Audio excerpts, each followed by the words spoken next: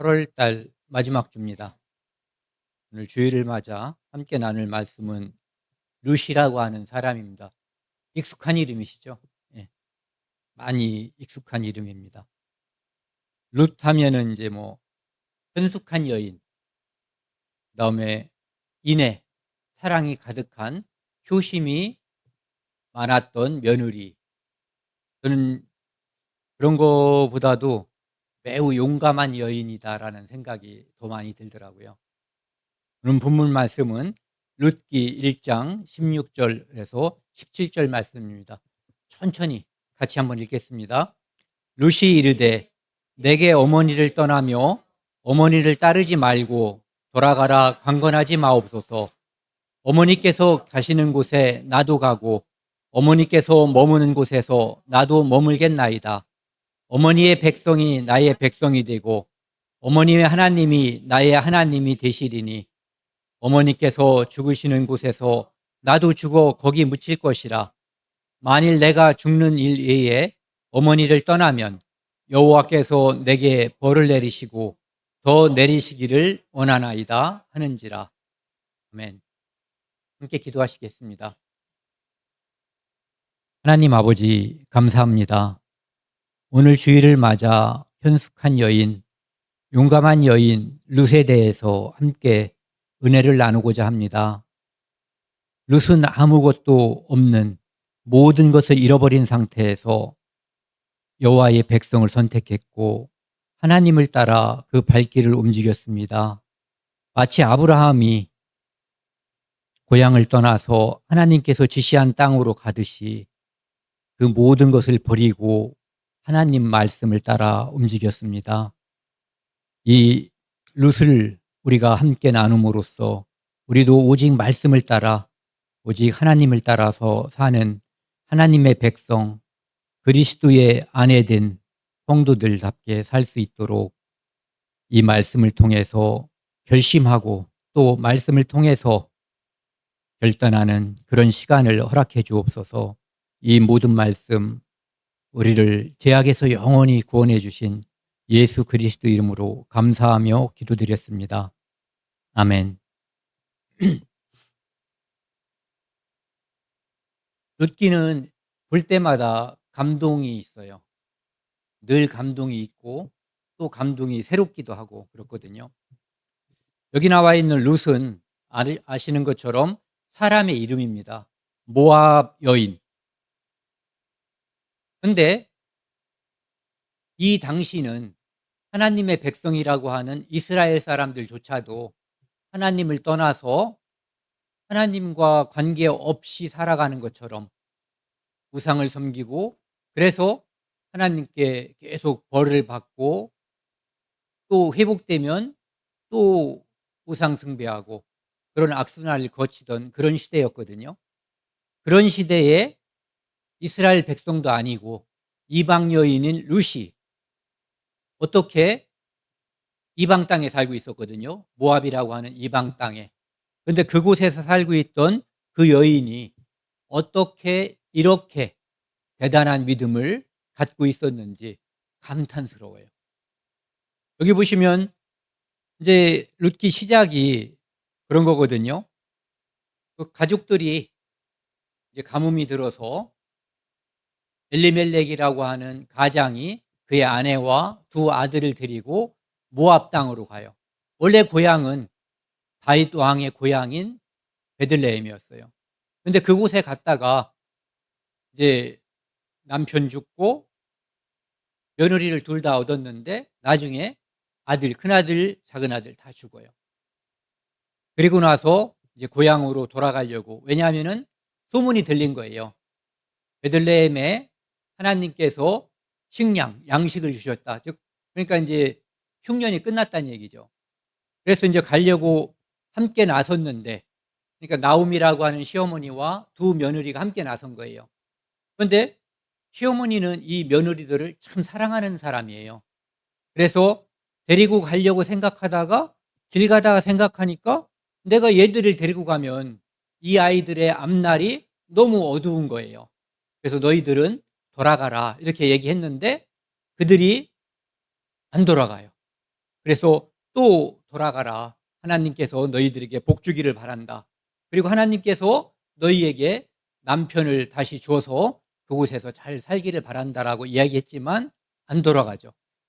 다시 한번 강권하니까 이제 둘째 며느리라고 하는 오르바는 자기 민족과 그들의 신에게 돌아갔다라고 되어 있어요.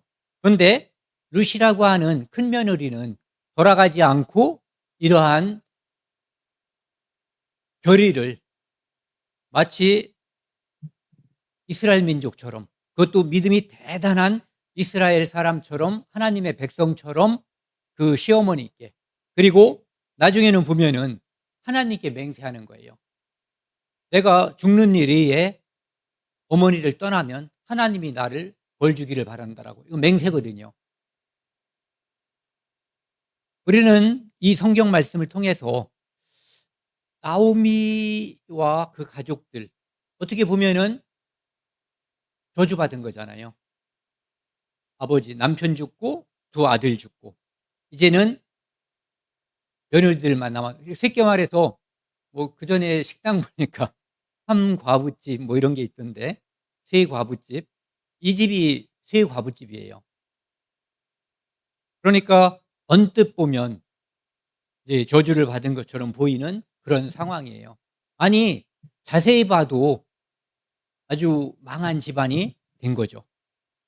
그런데 그 며느리가, 룻이라고 하는 며느리가 이런 간증을 해요. 어머니의 백성이 나의 백성이 되고 어머니의 하나님이 나의 하나님이 되시리니 어머니께서 죽으시는 곳에서 나도 죽어 거기 묻힐 것이라. 모든 운명을 함께 하겠다는 거예요. 만일 내가 죽는 일에 어머니를 떠나면 어머니께서, 여호와께서 내게 벌을 내리시고 더 내리시기를 원하나이다 하는지라. 그러니까 보통 결의에 가득한 것이 아니죠. 마음속에 나는 이스라엘 민족의 구성원으로서, 하나님의 백성으로서 그곳에서 내 모든 것을 걸겠다라고 이야기하는 거죠. 그런데 생각을 해보면 룻이 어떻게 이런 믿음을 갖게 됐을까 한번 의문이 드는 거죠. 의심이 아니라 이것은 이미 분명한 믿음을 가진 거거든요. 그런데 이 믿음은 어떤 경로를 통해서 왔을까 궁금한 거예요. 그것을 성경을 통해서 한번 힌트를 찾아보자 이거죠. 룻기의 배경은 여호수아 다음에 이제 사사기고 그 다음에 룻기가 이어지잖아요. 그런데 여호수아 끝날 때 보면 이렇게 돼 있어요. 여호수아와 당시 장로들이 사는 동안 여호와를 섬겼다.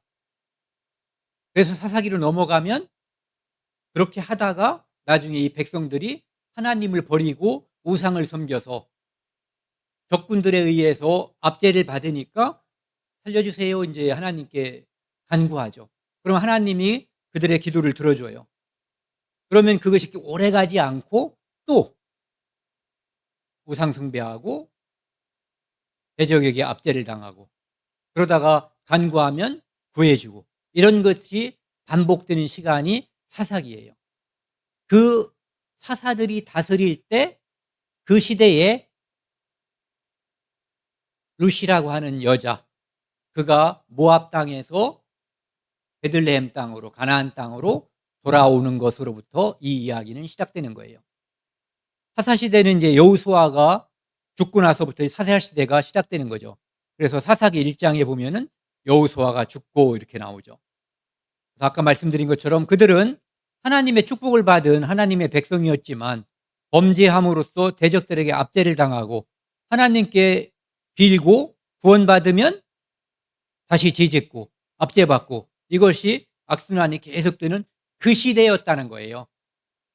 그리고 사사기 21장 끝날 때쯤 되면은 왕이 없으므로 각기 소견대로, 이것은 왕이 없다는 거에 초점이 있는 게 아니에요.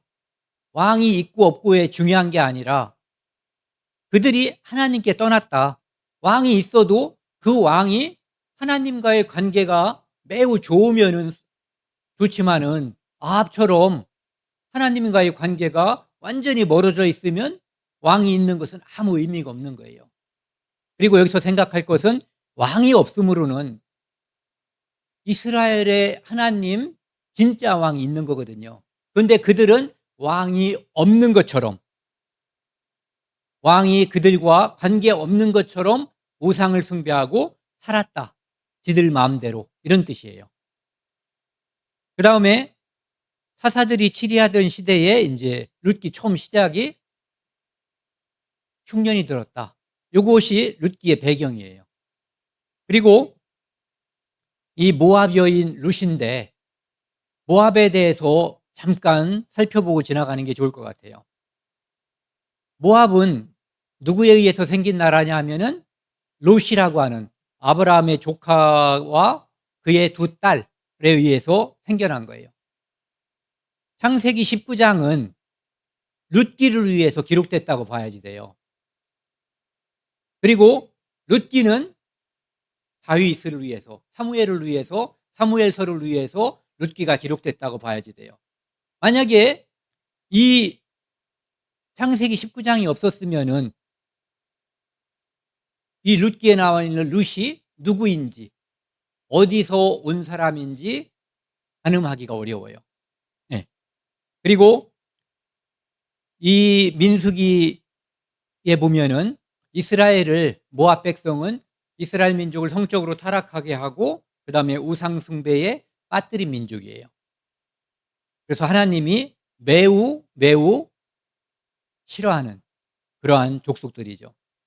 사사시대에 모압 왕 에글론이 이스라엘을 이렇게 점령하고 다스린 적도 있어요. 많은 시간 동안. 그런데 다윗이 그들을, 모압을 정복하죠. 다윗에 대해서 생각을 해보면은, 다윗이 보면 이제 자기가 사울에게 쫓겨서 위험할 때 모압으로 도망가잖아요. 왜 모압으로 도망갔을까 생각해 보셨어요? 도망갈 때 많은데. 모압은 그의 증주 할머니의 고향이에요. 그렇기 때문에 오늘 우리가 다루는 룻이 이 다윗 왕의 증주 할머니예요. 그러니까 증주 할머니가 고향에서는 이 다윗을 그렇게 선대했을 거예요. 그렇죠? 당연하죠. 네. 그렇기 때문에 그곳으로 도망갔고 그들이 다윗에 대해서 좋게 대해주는 그런 모습들이 많이 나오죠. 그리고 그들은 왕상에 보면은 그무스라고 하는 우상을 섬기는 그런 민족이었고, 하나님이 처음에 그들을 풍요하게 해줬지만 그들은 우상 숭배와 하나님의 백성을 조롱하고 그래서 멸망할 것이 이사야 48장에 기록되어 있고요. 바벨론에 의해서 멸망되고 포로가 될 것은 이사야 11장에 기록되어 있고요. 그 다음에 그 땅이 멸망하고 황폐될 것, 그것이 이사야 15장에, 그리고 바벨론이 이스라엘을 멸망시키고 그 주변 나라들을 느부갓네살이 싹 쓸어버릴 때, 그때 모압도 멸망을 해요. 근데 멸망했어도 이제 잔당들은 남아있잖아요. 그 사람들이 4세기, 이제 이것은 이 앞에까지는 기원 전이지만 여기는 이제 기원 후죠. 기원 후에 아바테아인들에게 의해서 정복돼요. 그리고 그 후에 남아있었던 것이 이제 하스몬 왕조 때 이스라엘에게 흡수되는 거죠. 그래서 그들은 할례도 받고 이제 공식적으로 이 모압이라고 하는 족속은 이 땅에서 사라져 버리는 거예요. 아까 말씀드린 것처럼 여기 보시면은요, 모압을 이주하게 됐고 그곳에서 다시 이제 베들레헴으로 이제 돌아가는 과정을 보면은요, 흉년이 들었어요. 베들레헴은 전에도 우리가 살펴봤지만 떡집이란 뜻이에요. 빵집, 떡집. 주식을 떡으로 보느냐 빵으로 보느냐에 따라서 이제 그 해석은 뭐 결국 내용은 같은 거예요. 그런데 어쨌든 베들레헴은 떡집, 먹을 게 풍부한 그런 곳이란 말이에요. 그런데 그곳에 흉년이 와서 엘리멜렉이 하라고 하는 이 가장이 아내와 두 아들을 데리고 모압으로 이주한 거예요. 그런데 그곳에서 가장이 죽었어요. 그 다음에 큰아들은 루시라고 하는 모압 여자와 둘째 아들 기류는 오르바라고 하는 모압 여인과 결혼을 했어요. 거기서 한 10년쯤 살았는데 거기에서 큰아들도 죽고 작은아들도 죽었어요. 그때 하나님께서 베들레헴에 식량을 주셨다라고 하는 소문을 듣고 이제 떡집인 베들레헴, 그들의 고향인 베들레헴으로 돌아가는 거예요. 이것이 우리가 아까 읽었던 본문 말씀 앞에 있는 것들이에요. 룻은 무엇을 봤는지, 무엇을 알았는지 참 궁금해요. 왜 시어머니가 그렇게 야, 넌 여기 있어 이것이 아니라 진짜로 아끼는 마음에 며느리도 그렇고 시어머니도 서로 엄청나게 아끼는 사이란 말이에요. 그런데 시어머니가 강권해서 너희의 민족과 신에게로 돌아가라고 했을 때 그는 아까 우리가 살펴본 것처럼 내가 죽는 거 외에 시어머니를 떠나면 여호와께서 내게 벌을 내리시고 더 내리시길 원한다라고 하는 그러한 맹세를 할 정도로 뭔가 느끼고 본 게 있을 거예요.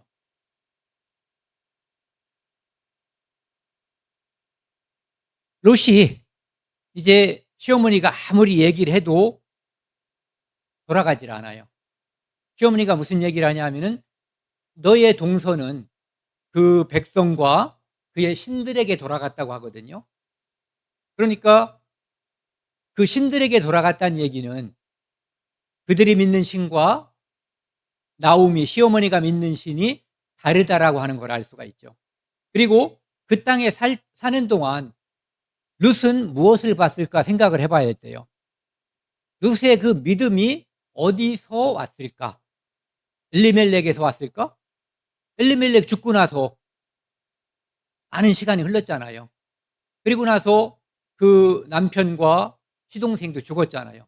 그런데도 불구하고 시어머니를 따라서 떠난다고 고향을 떠나서 다른 곳으로 이주하겠다는 얘기는 그 믿음의 근원이 이 사람이 지금 보고 가는 것은 시어머니밖에 없는 거예요. 시어머니 배후에 있는 하나님, 여호와 하나님을 바라보고 가는 거거든요.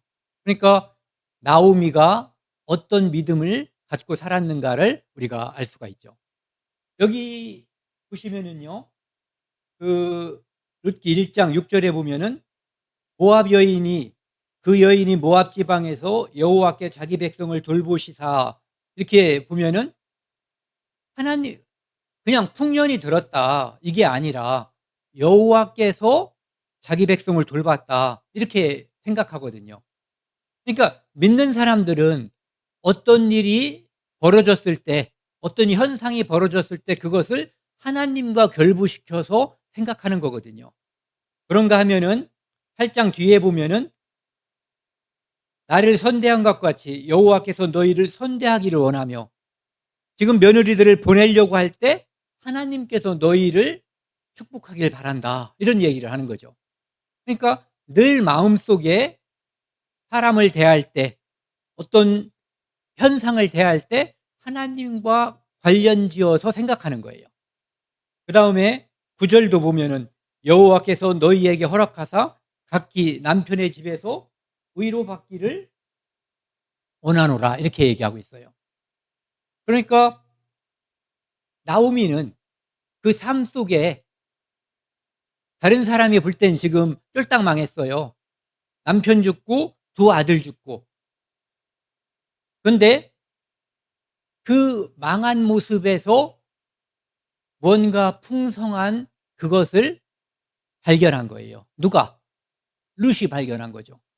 그러니까 물질이 풍부하고 자기 고향, 여기 가면은 자기 친정이 있잖아요. 거기 가면 먹고 사는데 지장이 없을 거예요. 그런데 미지의 땅, 더군다나 거기에 가면은 자기는 이방인, 그냥 이방인도 아니고 하나님이 저주했기 때문에 이스라엘 백성들이 싫어도 매우 싫어하는 이방인, 그런 신분을 가지고 베들레헴에 따라 나선 거예요. 18절에 보면은요, 나오미가 룻이 자기와 함께 가기로 굳게 결심함을 보고 그에게 말하기를 그치니라. 야, 돌아가라, 돌아가라. 아무리 말을 해도 아까 말한 그거. 하나님이 벌 주고 더 벌 주기를 바란다고 할 정도로 하나님께 맹세할 정도로 나는 어머니와 어머니의 하나님께 돌아가겠다라고 결심을 한 거죠. 우리는 살면서 마음속에 다짐할 때가 있잖아요. 작심삼일이 사람들은 우습게 생각하는 말이지만 그것이 우리 그리스도인들에게 필요한 것 같아요. 왜냐하면 인간은 약해요. 작정한 게 3일만 가면 참 대단한 거예요. 그러면 3일에 한 번씩 가면 되는 거거든요. 근데 3일 못 가는 경우가 수두룩하잖아요. 저도 지금 수많은 것이 떠올라요.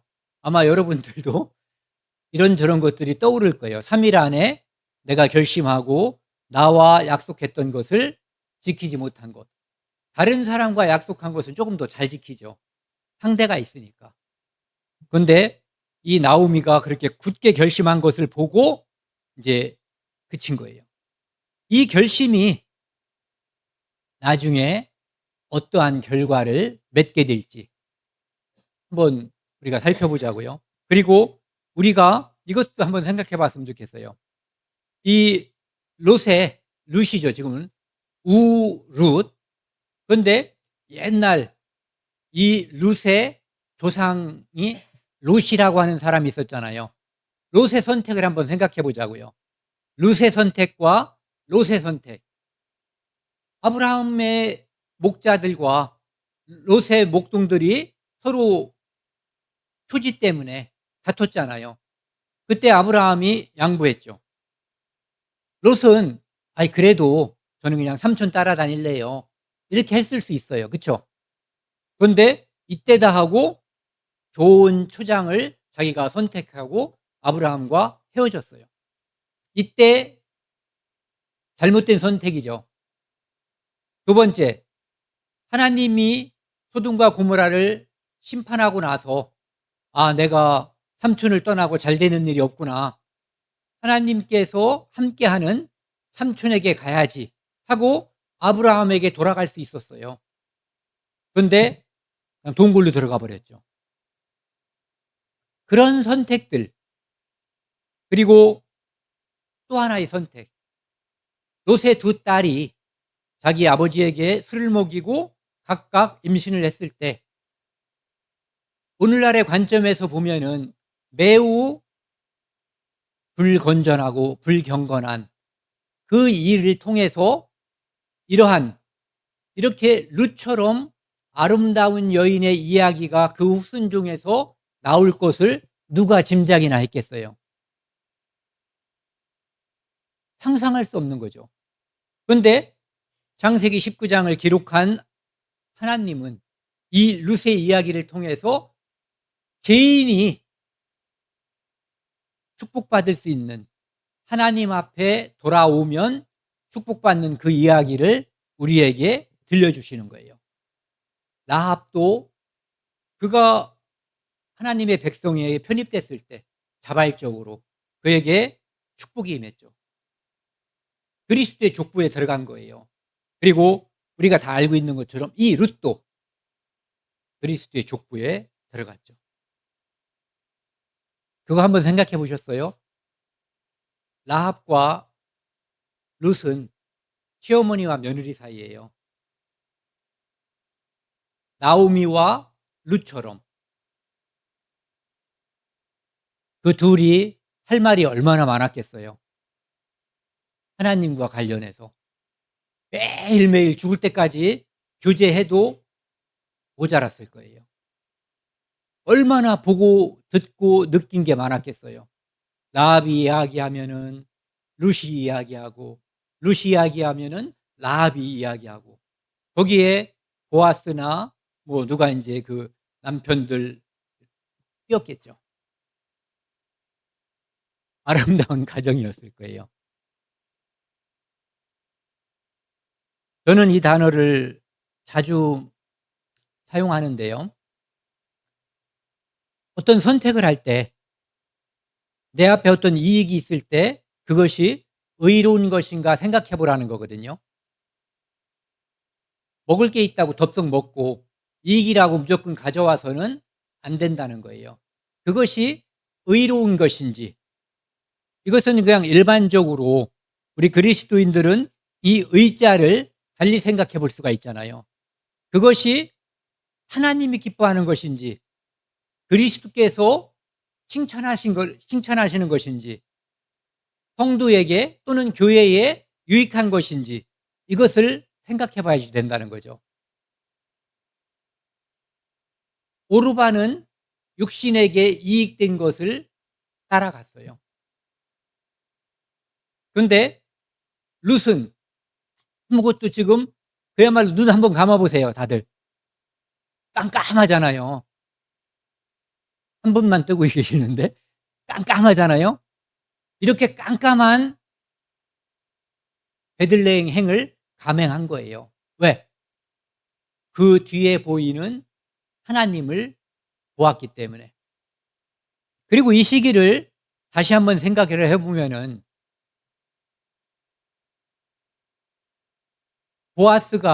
나중에 보아스가 한 중년쯤 되잖아요.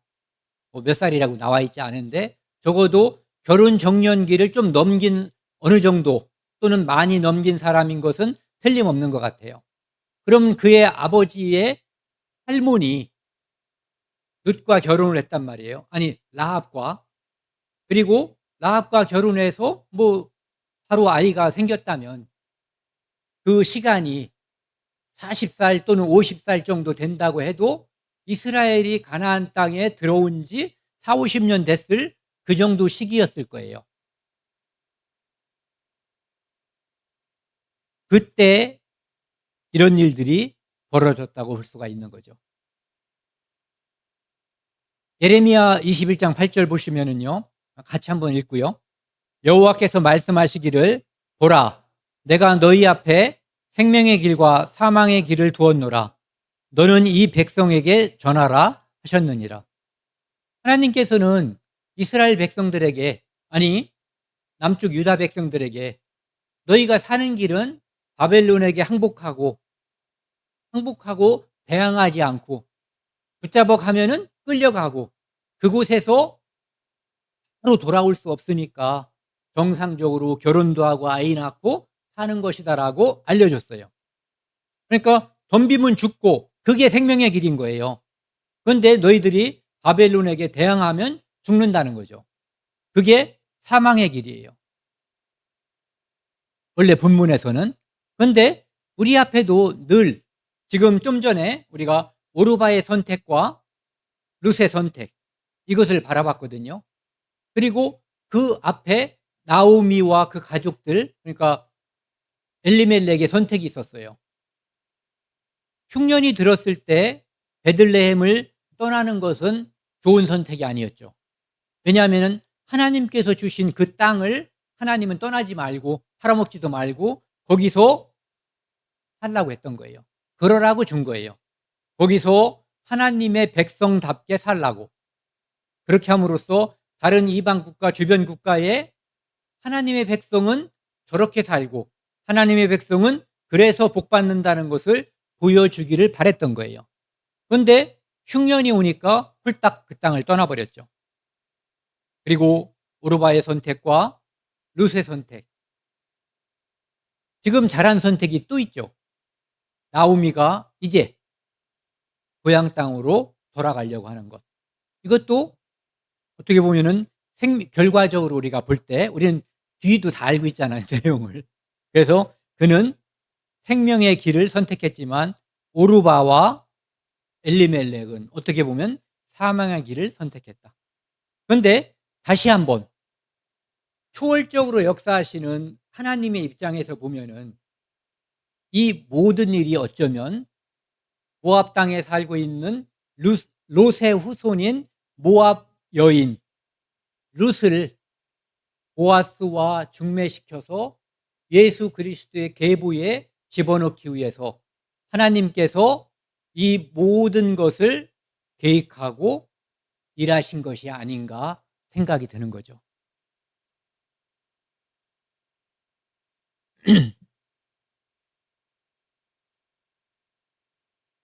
이 계보에서 그리스도가 탄생할 것을 누가 짐작을 했겠어요?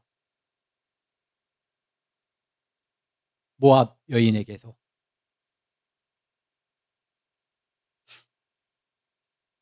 그 드론이 이제 결심이 확고하니까 돌아오게 되죠.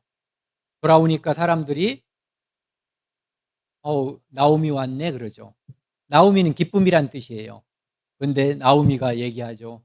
나를 기쁨이라고 부르지 마. 나 망했다. 하나님이 나를 쳤다. 그래서 나를 마라라고 불러. 마라라고 하는 것은 쓰다라는 뜻이에요. 그러니까 나는 인생 망쳤다. 이렇게 생각을 했던 것 같아요. 그때까지는. 그런데 겉으로 보면 그렇죠. 그런데 여기에 풍족한 대상을 데리고 왔어요. 우리가 흔히 말하는 복덩어리를 데리고 온 거죠. 누구? 며느리 룻을 데리고 온 거예요. 그러니까 하나님은 다 보고 계시죠.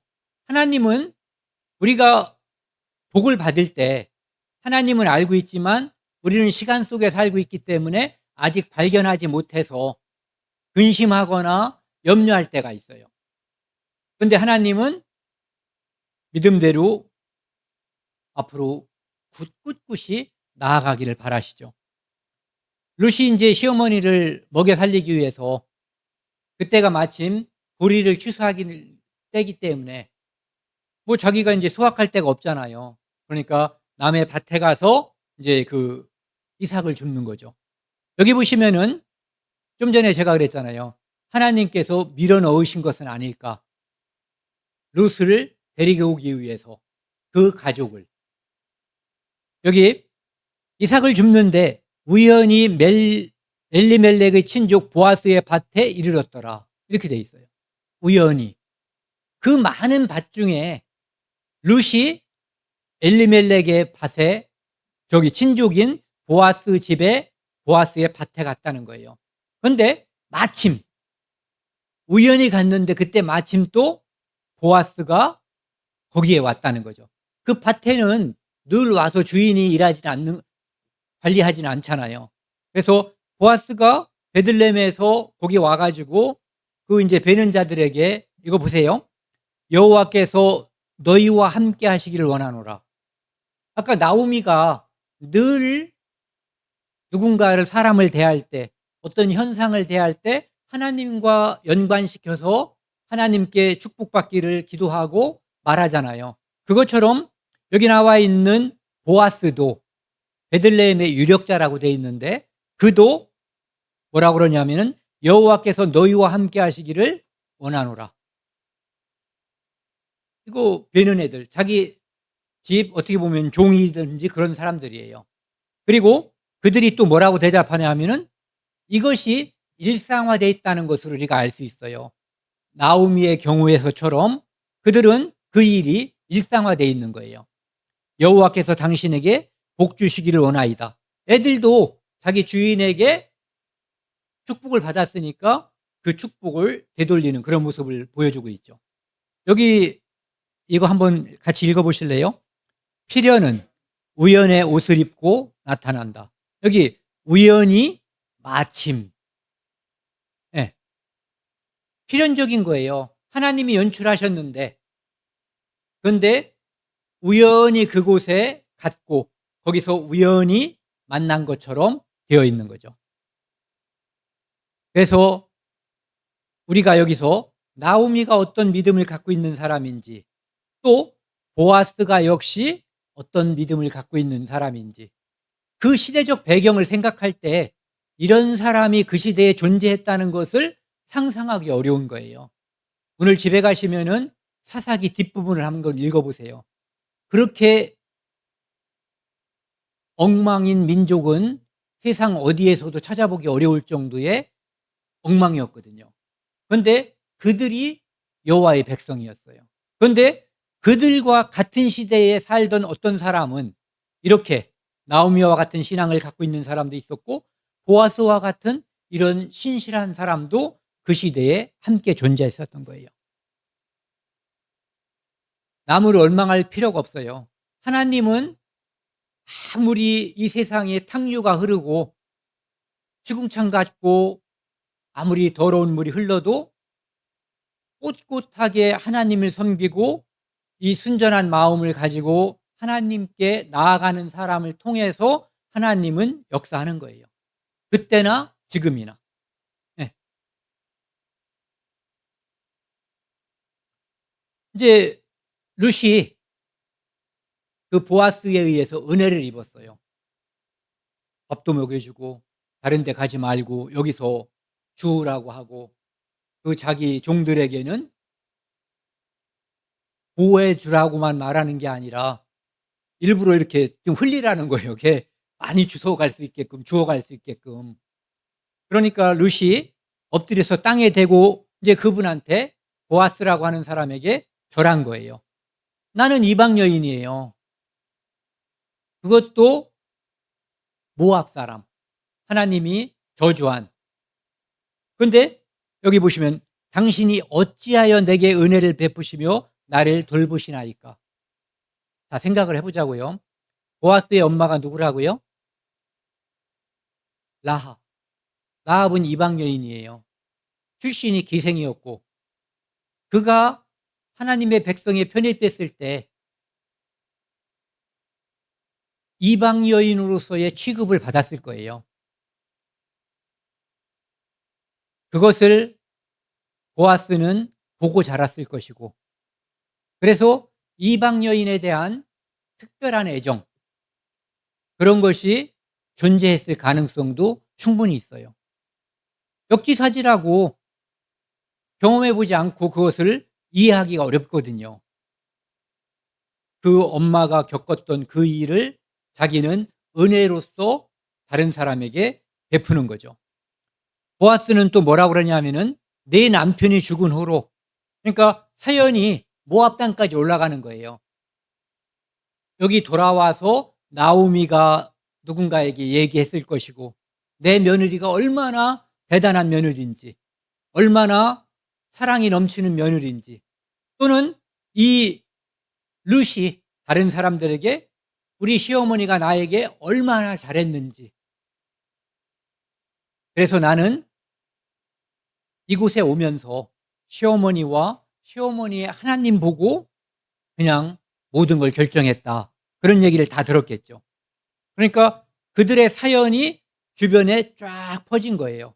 마치 라합이 모든 소문을 듣고 어떤 것을 결정했던 것처럼. 그래서 내 남편이 죽은 후로 내가 시어머니에게 행한 모든 것과 효도. 며느리가 그 시어머니에게 효도한 것을 다 들었다는 거예요. 내 부모와 고국을 떠나기 전에 알지 못하던 백성에게로 온 일. 너는 과부였고 이방인이었고 나그네였고 이 이야기가 다 나도 들었다는 얘기예요. 분명히 알려졌느니라. 12절 같이 읽겠습니다. 여호와께서 내게 행한 일에 보답하시기를 원하며 이스라엘 하나님 여호와께서 그의 날개 아래 보호를 받으러 온 내게 온전히 상 주시기를 원하노라. 그의 어머니인 라합이 이런 마음이었을 거예요. 자기는 이방 여인 기생이었고 그런데 살기 위해서 민족을 배신하고 하나님의 백성을 선택했어요. 하지만 그의 앞날이 탄탄했을 거라고 보기는 어려웠죠. 그래서 자기 엄마가 이렇게 살면서 느꼈을 그런 것들에 대한 해안이 충분히 있을 수 있었을 거예요. 그러니까 여기 보시면은 여호와께서 내게 행한 일에 보답하시기를 원하며 이스라엘 하나님 여호와께서 그의 날개 아래에 보호를 받으러 온 라합도 그랬고 지금 아무것도 없는 이곳을 선택한 룻도 바로 하나님의 날개 아래 보호받으러 왔다는 것을 보아스는 분명히 알고 있었다는 거예요. 하나님 하나 보고 온 거예요. 자기 엄마 라합처럼. 그래서 내게 온전한 상 주시기를 원하노라. 최고의 축복을 해 주신 거죠.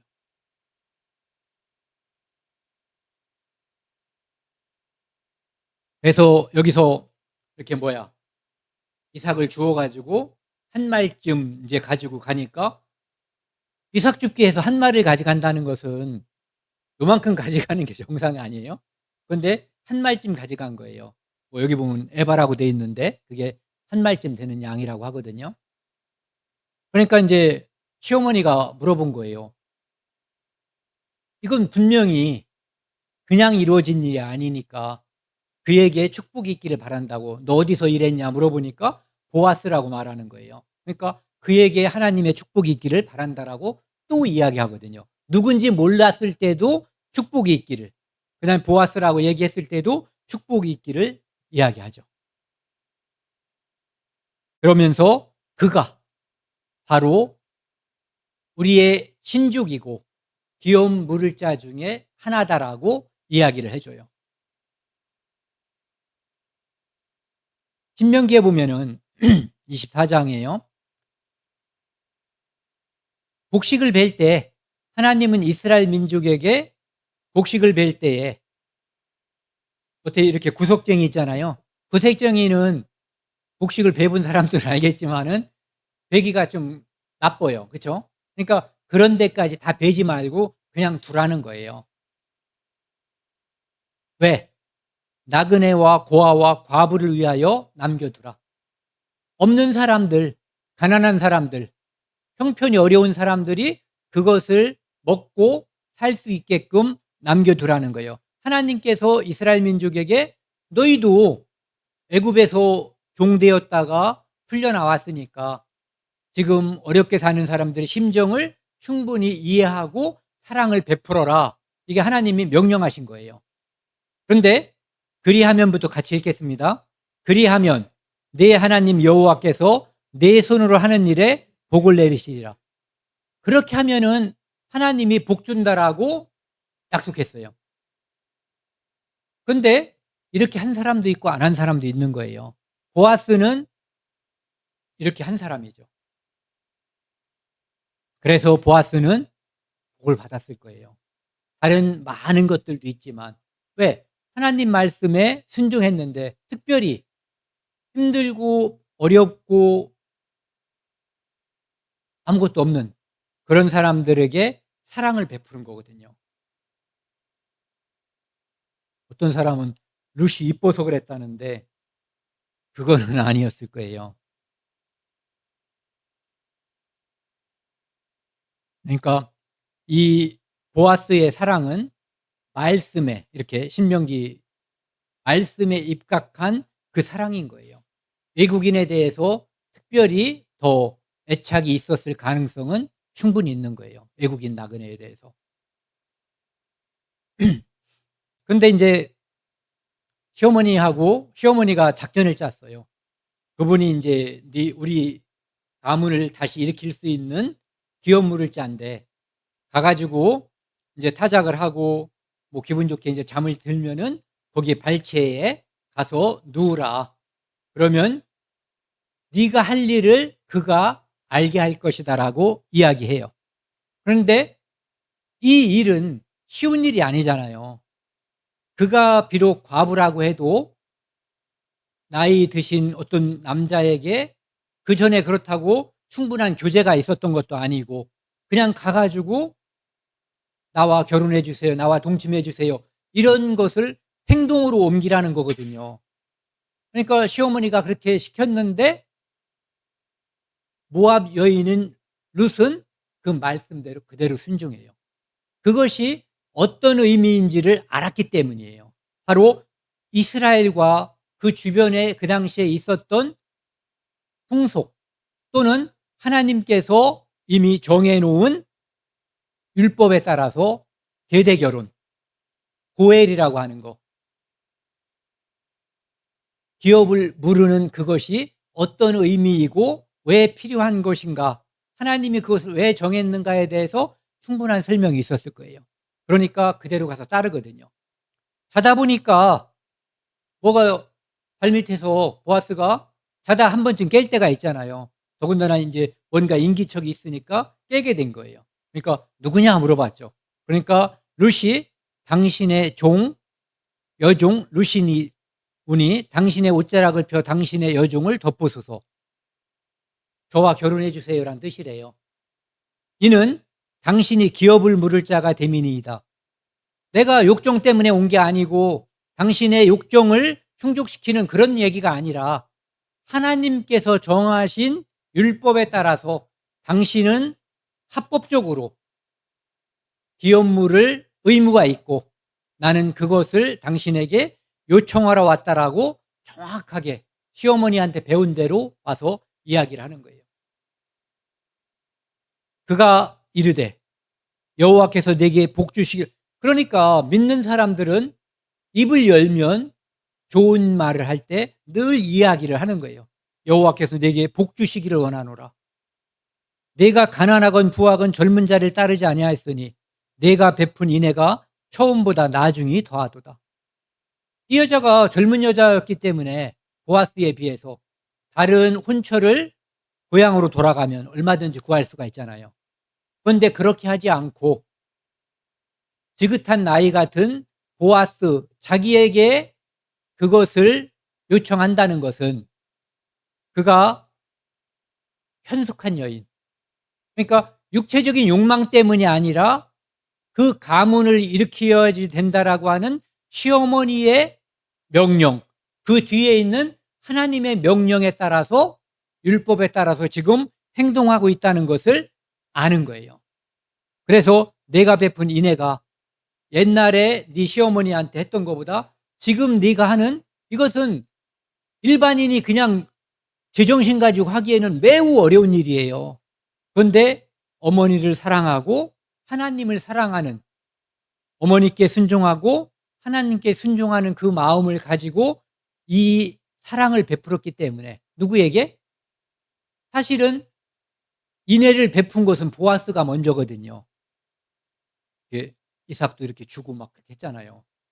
그런데 지금 이 보아스는 자기가 베푼 사랑을 말하지 않고 네가 죽늙은이 나한테 이렇게 하는 그것에 대해서 너의 사랑이 정말 대단하다. 그 시어머니와 하나님께 대한 그 순종이 대단함을 칭찬하고 있어요. 그러면서 이제 내 딸아 두려워하지 말라. 내가 네 말대로 네게 행하리라. 이제 걱정하지 말아라. 네 뜻과 네 시어머니의 뜻, 하나님의 뜻을 내가 다 알았다 이거죠. 그런데 그리고 네가 지금 부끄러워할 수도 있는데 나는 네가 현숙한 여인, 현숙한 여인은 염치도 알고 현명하고 지혜로운 여인인 거예요. 몸을 막 놀리는 여인의 그런 뜻하고는 전혀 거리가 먼 거예요.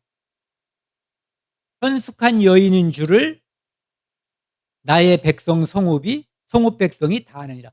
나만 아는 게 아니라 성읍 백성이 다 안다는 거예요. 네가 지금 엉뚱한 생각 가지고 여기 와서 나한테 나를 유혹하는 게 아니라는 걸 다 안다는 거죠. 그러면서 근데 문제가 있다는 거예요. 기업 물을 자가 내가 맞는데 나보다 더 1순위가 있다는 거예요. 그래서 그가 물으면 나는 순서가 안 되는 거예요. 그래서 그가 싫다고 하면 내가 하겠다라고 분명하게 약속을 해줘요. 집에 가서 이제 시어머니한테 그런 일이 있었다라고 이제 보리를 또 6번 데워줬다고 돼 있어요. 그걸 가지고 이제 시어머니한테 가니까 시어머니가 이 일이 있기 전까지 우리가 잘 지켜보자. 보아스가 이제 행동할 것이다. 보아스가 행동할 줄 어떻게 알아요? 근데 이런 거를 우리가 하나님의 섭리라고 말할 수밖에 없는 거예요. 그리고 보아스는 그날 바로 일어나 가지고 실제로 행동해요. 그래서 성문에 올라가서 그 사람 1순위한테 야 이리 와봐라. 너 지금 이 집에 기업 물을 자가 넌데 네가 하겠냐 물어봤더니 이 사람이 오케이 내가 하겠다라고 얘기해요. 근데 조금 있다가 잘못하면 내가 손해볼 것 같으니까 안 하겠다고 그래요. 그러니까 보아스가 그럼 내가 하겠다. 장로들을 불러 모으고 이제 그 증인을 세우는 거예요. 얘가 안 하겠다라고 한 그 말, 그리고 이제 내가 합법적으로 기업 물을 자라고 하는 그 이야기를 사람들에게 증인을 세워서 거기서 결정해버리는 거죠. 그리고 바로 이제 룻을 데려다가 결혼을 하는 거예요. 이 룻기 4장에 보면은 이에 보아스가 룻을 맞이하여 아내로 삼고, 그리고 여기 보시면은요, 여호와께서 그에게 임신하게 하심으로 그가 아들을 낳은지라. 이 모든 일이 이 일을 위해서 일어난 거예요. 하나님께서 예수 그리스도의 계보를 만들기 위해서 엘리멜렉으로 하여금 모압에 가게 했고, 모압에서 죽게 하고, 두 아들도 죽게 하고, 그리고 그 중에 오르바는 남게 하고 룻만 하나님이 여기까지 데리고 온 거죠. 그리고 우연히 마침 그래서 보아스와 룻을 하나님이 쫙 만나게 해주신 거예요. 그리고 1순위가 우리가 극적인 반전이 있잖아요. 처음에 이 사람이 하겠다고 말하잖아요. 깜짝 놀라게. 그러더니 아니다라고 말하죠. 그리고 나서 이제 좋은 일이 벌어진 거예요. 그래서 여호와께서 그에게 임신하게 하심으로 아들을 낳게 됐고, 그래서 기업 물을 자가 없었던 것 같았는데 이제 기업 물을 자가 생겨서 그것도 유력자가 생긴 거예요. 그리고 나중에 그 가문에서 다윗 왕이 태어나고 그 가문에서 예수 그리스도가 태어나는 거죠. 전에도 말씀드렸잖아요. 예수 그리스도가 오기 전에 가장 큰 축복은 예수 그리스도의 족보 안에 들어가는 거예요. 그리고 예수 그리스도가 오신 다음에는 예수 그리스도의 족보 안에 속하는 거예요. 믿음의 족보. 사도행전 후에 아직 이름도 모르고 성도 모르지만 이 땅에 많은 곳에서 흩어져서 사는 수많은 성도들이 예수 그리스도의 족보 안에 지금 다 있는 거거든요. 우리는 각각 누가 어떻게 어디서 있는지 모르지만 하나님은 이 족보를 다 꿰고 있는 거예요. 그래서 나중에 예수님께서 공중에서 이리 오너라 할 때 이때 죽은 자가 먼저 살아 올라가고 부활해서 그 당시에 우리가 만약에 살아있다면 변화돼서 공중으로 올라가서 예수님을 맞게 될 거예요. 그래서 이 계보가 거룩한 계보, 다윗 왕을 통해서 그리스도를 낳게 하는 그 계보가 된 거예요. 이 신명기에 보면은 5장 16절, 물론 이제 그 출애굽기 20장에도 이 말씀이 나와 있죠. 너는 같이 읽겠습니다. 너는 네 하나님 여호와께서 명령한 대로 네 부모를 공경하라. 그리하면 네 하나님 여호와가 네게 준 땅에서 네 생명이 길고 복을 누리리라. 룻에게도 이 말씀이 그대로 해당이 되는 거예요. 십계명 중에서 이렇게 그리하면 조건을 붙여서 이 땅에서 축복을 주겠다라고 약속한 건 이 말씀밖에 없어요. 그래서 부모에게 잘하는 것은 인간의 마땅한 도리인데 특별히 하나님을 믿는 그리스도인에게는 더욱 당연한 거예요. 그러면 하나님은 이스라엘에게만, 하나님의 백성 이스라엘 민족에게만 약속한 건 아닐 거예요. 모든 사람들에게 되어진 약속이라고 볼 수가 있죠. 여기 보시면 족보를 보시면은요, 처음에 이 아브라함을 통해서 하나님이 이 계통을 통해서 축복을 하시잖아요. 아브라함이 이삭을 낳고 이삭이 야곱을 낳고 야곱이 12형제를 낳고 이렇게 쭉 가잖아요. 그런데 이 나홀의 집안이 리브가가 여기에 편입되면서 여기로 편입되면서 그 축복에 참여하게 되죠. 그리고 그 전에 밀가가 여기에 편입되면서 사실은 리브가가 나오게 된 거예요. 그런데 저주받았던 것처럼 보였던 이 룻에게서 나중에 뒤집어졌잖아요. 롯은 오였고 룻은 우잖아요. 그러니까 뒤집어진 거예요, 운명이. 하나님을 떠난 사람은 저주를 받았고 하나님을 붙쫓은 사람은 축복을 받은 거예요. 이 룻과 롯은 그렇게 해서 이 롯의 가문이 다시 이 아브라함의 가문에 연결이 되는 거죠. 그렇게 해서 축복을 받게 되는 거예요.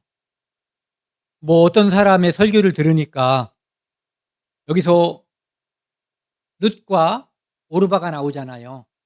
그런데 룻이 쭉 연결돼서 다윗을 낳잖아요. 그런데 오르바가 쭉 연결돼서 골리앗을 낳았대요. 그게 그 이스라엘의 그 성경 말고 다른 책들 있잖아요. 거기에 그게 나와 있대요.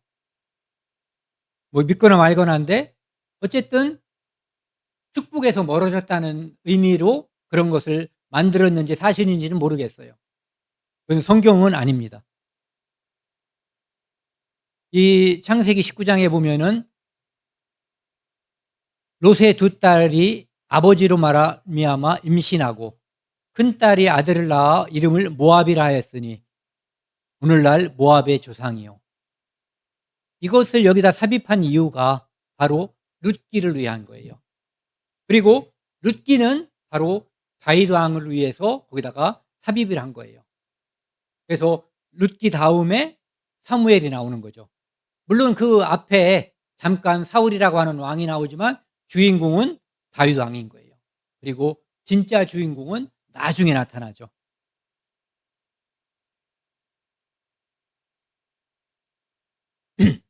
하나님께서는 이 사무엘 2장 30절에 보면은요, 나를 존중히 여기는 자를 내가 존중히 여기고 나를 멸시하는 자를 내가 경멸하리라.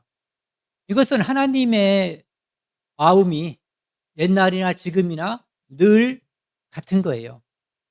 하나님을 존중히 여기는 자. 왜? 하나님은 우리에게 먼저 사랑을 베풀어 주셨거든요. 그 사랑에 응답하는 자를 하나님은 존중히 여긴다. 이런 뜻이에요. 마태복음 1장 5, 6절 말씀. 이것을 위해서 하나님이 아까 그 중매도 하고 라합도 출연하게 하고 이 모든 것을 연출한 이유가 이거 몇 줄 기록하려고 한 거예요. 살몬은 라합에게서 보아스를 낳고 라합이 보아스의 엄마죠. 이방 여인 엄마. 보아스는 룻에게서 오벳을 낳고 라합도 이방 여인, 룻도 이방 여인이었어요. 오벳은 이새를 낳고 이새는 다윗 왕을 낳았다. 다윗 왕은 우리아 뭐 읽을 필요 없고요. 16절 뒤에 보면은 그리스도라 하는 칭하는 예수가 나시니라. 그래서 이 족부를 통해서 거룩한 계보, 이 땅에 왕으로 오시는 그리스도의 태가 준비된 거예요.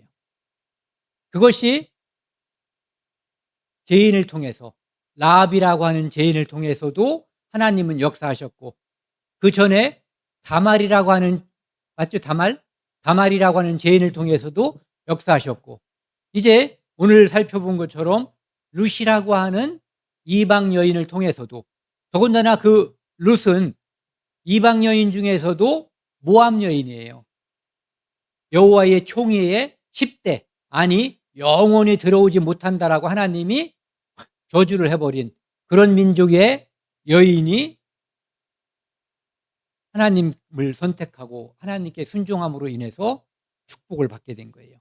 그래서 결국은 처음에는 1장을 보면은 약간 우울하고 장례식이 나오잖아요. 식은 안 나오지만 죽음의 이야기.